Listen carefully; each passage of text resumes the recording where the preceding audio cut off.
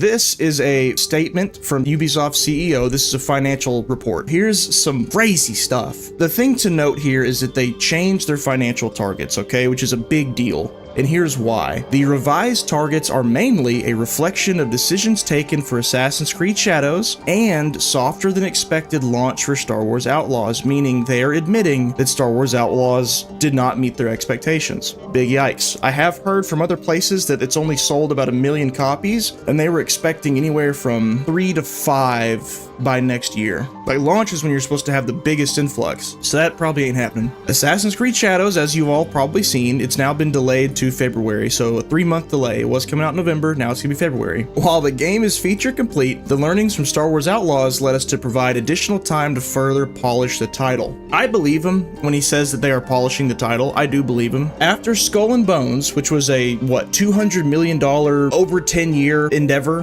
that failed, followed by Avatar, which was very mid, and it didn't make a splash. How about that? And then Star Wars Outlaws, which underperforms, is just boom, boom, boom. Should have been banger after should have been banger after should have been banger, all just flaccid on launch. If they still thought they were too big to fail, they'd be releasing this game anyway, but now they don't. Here's Ubisoft stock. Take a look at this chart and tell me if you can guess when Star Wars Outlaws launched. Give you a hint. It wasn't here. Here we are.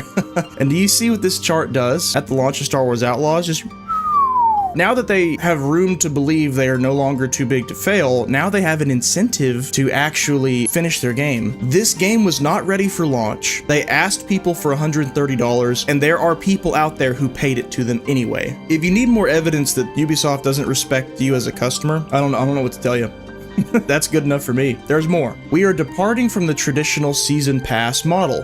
All players will be able to enjoy the game at the same time on February, and those who pre-order the game will be granted the first expansion for free. So the early access stuff is done. They're not doing that with this. Everyone will be able to play the game at the same time. The game will mark the return of our new releases on Steam day 1. Wait a minute. So you mean to tell me that it took hundreds of millions of dollars worth of financial failures to give you the idea to put your game on the platform that most PC gamers download their games from anyway? That's what it took for you to realize it was a good idea to put your games on Steam day 1? Morons. Imagine being that out of touch with your own business model. That's crazy to me. This is good stuff too. Y'all have all heard the word gaslighting, and the word gaslighting has been overused a lot recently to where it kind of cheapens it. If you wanted to know what actual gaslighting is, this is it. Okay, are you ready? Despite solid ratings, Metacritic 76, he's referring to the critic score, not the user score, by the way, and user scores across first-party and Epic stores, 3.9 out of 5, that reflect an immersive and authentic Star Wars universe. Star Wars Outlaws initial sales proved softer than expected.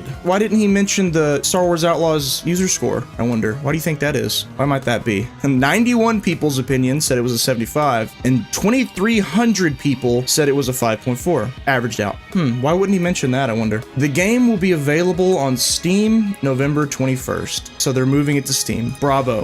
Don't ever let someone tell you voting with your wallet doesn't work, because check this out. As a result, beyond the first important short-term actions undertaken, the Executive Committee, under the supervision of the Board of Directors, is launching a review aimed at further improving our execution, notably in the player-centric approach and accelerating our strategic path towards a higher performing model for the benefit of our stakeholders and shareholders. They're investigating themselves. And this isn't like Activision Blizzard, like, oh, we determined we did no wrong. Like, this is a business review of yourself to try to improve. Finally, let me address some of the polarized comments around Ubisoft lately. He's referring to the woke, anti-woke, all the culture war stuff. I want to reaffirm that we are an entertainment-first company, creating games for the broadest possible audience, and our goal is not to push any specific agenda. We remain committed to creating games for fans and players that everyone can enjoy. Translation, what you say we're doing, we're not actually doing, and in fact, we're gonna do it even harder because we remain committed to what we've been doing. If you don't like us, you don't like us, and if you do like us, you do like us. We're not changing anything.